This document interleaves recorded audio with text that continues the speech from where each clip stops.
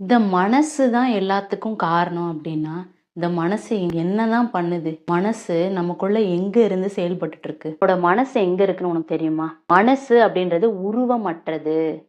மனச நீ அறிய முயற்சிக்கும் போது மட்டும்தான் உன் மனசு உனக்கே தெரிய ஆரம்பிக்கும். நாம வெளிமுகமாவே செயல்பட்டுட்டு இருக்கோம். நம்மள பத்தின ஒரு தெளிவு நமக்கு கிடைக்கணும் அப்படின்னா, நம்ம உள்முகமா பயணப்படணும். என் மனச நான் எப்படி புரிஞ்சுக்கிறது?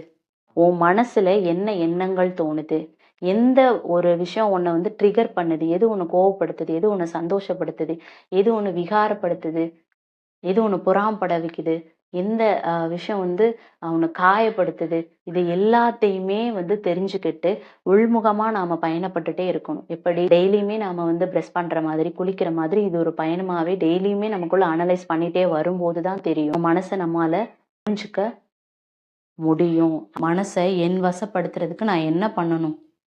மனம் போற போக்குல நீ விட்டுறணும். ஆனா அத கவனிக்கணும். ஜஸ்ட் கவனிக்கும் போதுதான் நம்மள யாரோ ஒருத்தவங்க கவனிச்சிட்டு இருக்காங்களே அப்படின்னு சொல்லிட்டு உன் வசப்படும் மனம்.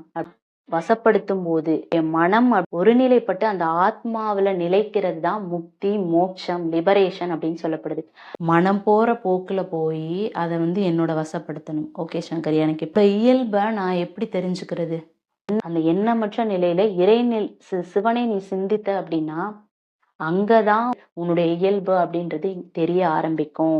ஏன்னா அங்கதான் உன்னுடைய இயல்பே இருக்கு. எல்லாரோட இயல்புமே அதுதான். அங்கதான் அமைதி பிறக்குது, முக்தி பிறக்குது. சோ பேரானந்தம் அப்படின்றதும் கிடைக்கப்பெறுது.